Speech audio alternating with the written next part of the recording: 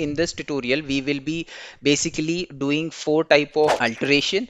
That is first on the table name level, then the second column level, then we will be changing the data type of table, then we will be changing constraints of a table. At the end I will give you one assignment that you need to complete. Welcome to guide coaching classes. My name is Mozam Ali. How to alter a table name, how to alter a table, how to alter data type, how to alter the constraints. So when we want to rename or alter any table, we can go into the directory and we can change the name of the table, but that is not preferable.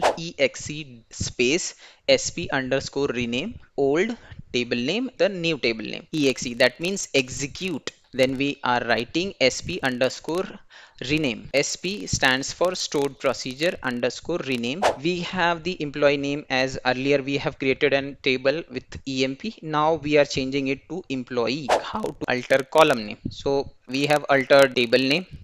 Now we are going to alter the column name. We will use the same stored procedure, exe stored procedure table name dot. Now here we will give the dot and we will give the column name, which column name we want to change exactly. So we'll give the old column name, then we will give comma, then we will write in single quotes, we will write the new column name, and then we will write comma separated, again we will write in single quotes column. If you see an example, so it will be exe space stored procedure rename sp rename, then we will write employee dot id comma employee id and column. Here we have integer id, first name, last name, age, city, salary. Now I will execute this emp, that is my empty table is created. The first thing is like I want to change the name of the table. We will just go here, we will refresh it, we will go into the database, then we'll go into database system, then we'll go into master, and here in tables that emp dbo.emp, dbo is directory name, then emp is the employee table name. Now I want to change the name. So how I can do it? Exe stored procedure name employee name and changing to employee. So now I will execute this. Once I execute it, earlier the name was emp, now I have changed to employee.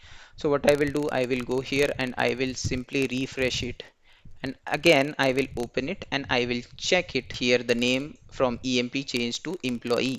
Now we will see how to alter a column name. I will write exe, that is execute sp stored procedure underscore rename system defined keyword which we need to use. Then we will write employee id, that is the employee the table name, then we will give the id, that column name. This column I want to change the name of this column, so I will write id, then I will write employee ID. Now I am changing this column from ID to employee ID. Execute select as well, so you can see it here as well. So now if I execute this, the table, so now if you see this employee ID. Now the third thing is data type. So in salary earlier we were using integer to store the values, but later on what happened is because of integer take the whole number only, and we need to store some float values, like person is getting a salary of $10,030. Alter table name, alter column name, and then we'll write the data type. So most of the time it happens like we have added one constraint, we want to delete that constraint because that constraint is of no use now. So we'll simply write alter table name, then we'll write drop constraint and constraint name.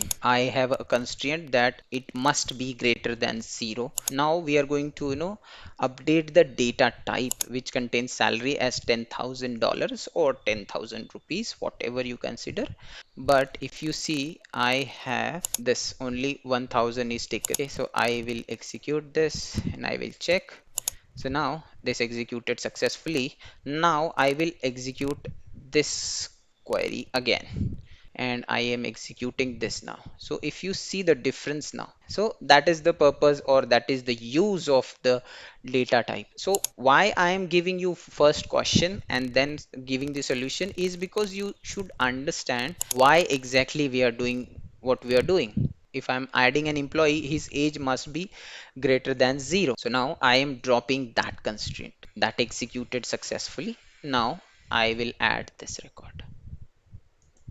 I'm able to add the Record, we learnt about how to alter table name, how to alter column name, data type, and then constraint. These four parts we have learned. The first and the fifth part, which is also an important part, that is the value. If I want to update the value of this column or this column or this column, how I can do that. Into our next topic, we will be learning and we will be discussing about on that part only.